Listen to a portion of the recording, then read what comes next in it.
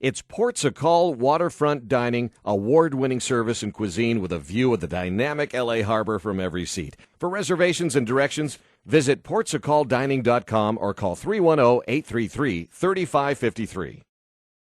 Pop, pop, pop, go to pistol. Bang, bang, bang, go to gun. One love, one heart. Let's get together and feel alright.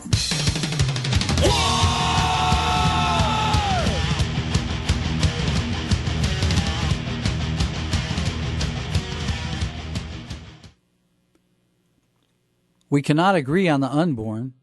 Can't we agree on the born? We cannot agree on the unborn. Can't we agree on the born? 35,165 children around the world will die of hunger today. Is this an act of God or an act of man? The World Bank says it's not about food. They say that debt service is their plan.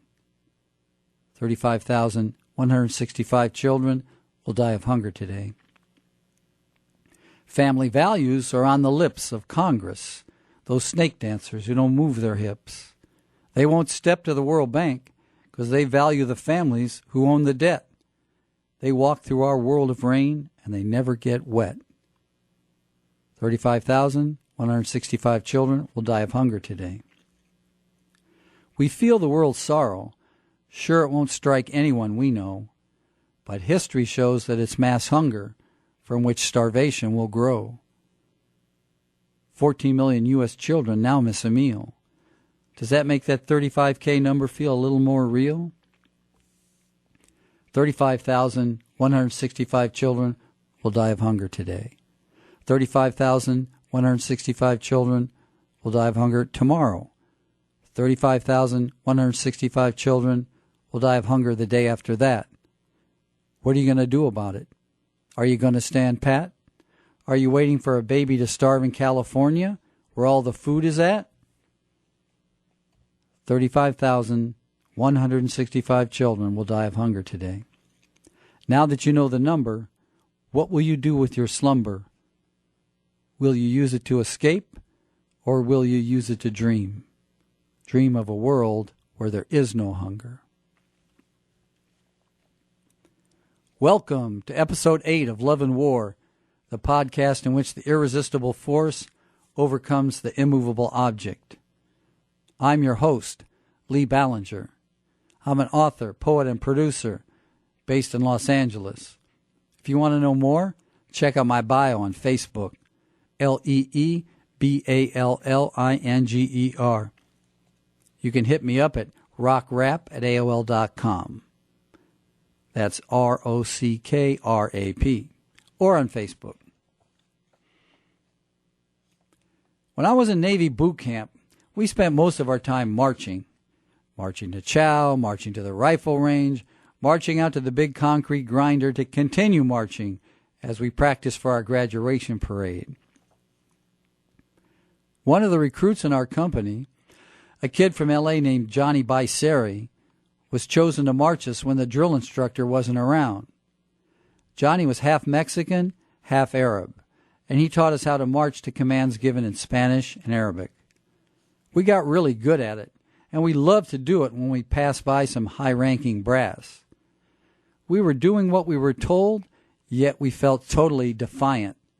The brass could sense it, but what could they say? We also had a couple guys in the company who had been on competitive drill teams in high school. They taught us to think of marching as a dance. Make your foot hit the ground with a bounce. Put joy in your step. Move that rifle from side to side like a woman on the dance floor. So there we were, 80 guys out on the grinder. Johnny carried a ceremonial sword that he would raise before we began to move. Then he would bring it down, like a conductor cueing the orchestra. Off we went as one, making music however we could. We would turn on a dime. Right angles, oblique angles, 180s. Singing in English, your mother was born on your left, go right. Spanish and Arabic. stopping with a satisfying final double-time 1-2 with the feet. We were completely regimented, yet felt totally free. We were hardly Sly and the Family Stone, but they heard the same drummer we did. On their previously unissued instrumental Wide World of Color on the box set Higher, the tune is driven by stately bass lines and parade ground drums, the horns darting in and out to keep everything in line, just as Johnny Biceri did with us. Rehearsed till the band was tight as a hairpin turn, Sly and the Family Stone were completely regimented, yet felt totally free. The fact that the pinnacle of what my boot camp company could create was the equivalent of a mere dab of paint on the Family Stone canvas shouldn't obscure what we had in common: the need to make sound into feeling no matter what.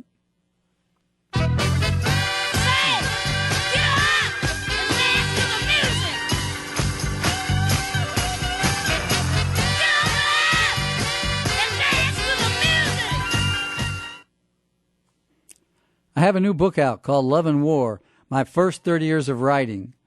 You can download a copy, absolutely free, at loveandwarbook.com.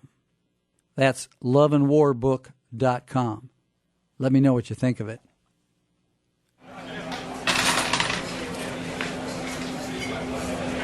Could I talk to you? Look, I know that this probably isn't enough for a meal, but, Hey! There's no free drinks here, pal. Why don't you try down the street, okay? I wasn't asking for a drink. Yeah. Just take it outside. The video for Cast Out by the L.A. band called Hudson begins in a bar. Silence. A homeless man approaches the bar and lays some change on it, asking the barmaid if he can get some food. The music, searing hard rock from Hudson up on the bar's stage, kicks in. I was cast out of the sunshine, dragged to the dark by you. The bar owner tells the homeless man to get out, but he doesn't. He sneaks back around, and the barmaid gives him a plate of food. This in a country where people are now arrested for feeding the homeless. The owner notices, and a confrontation is brewing. The band stops playing. The owner snarls at them to resume. They do, but only after they go outside, continuing their show in the alley. The first two people to line up as an audience there are the homeless man and the barmaid. Nail me down, bury me deep underground, I'm still alive. Eventually, the bar owner comes outside, angry but not sure what's going on. The homeless man steps in with 2 beers and gives him one. As the video ends, the two of them are drinking together, walking toward the band. The message? Once you discard notions of boss and underling, of the privileges of ownership, people can come together and express their common humanity.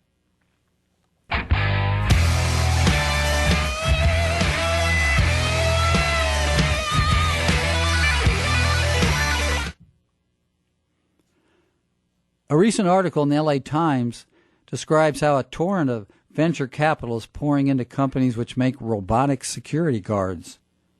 It costs only $7 an hour to rent a robot security guard from Nightscope Incorporated, while the average wage of a security guard is $13.68. There are currently 1.1 million people working as security guards in the U.S. Within a generation or so, humans will no longer have jobs as security guards, and removing another 1.1 million paychecks from the economy will cause job loss in other fields.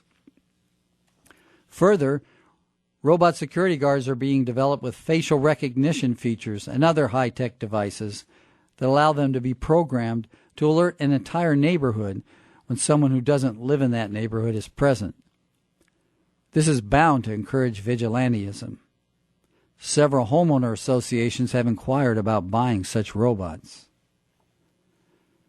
Both the fear that fuels potential vigilantes and the misery created by the rapidly increasing elimination of jobs by robots and computers have a common underlying cause: the permanent loss of jobs in a society based on the assumption that everyone has a job.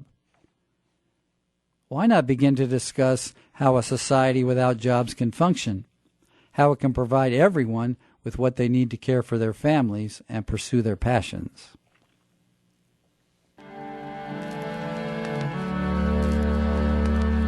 Do I speak for the world? Let's finish up with a quote of the week.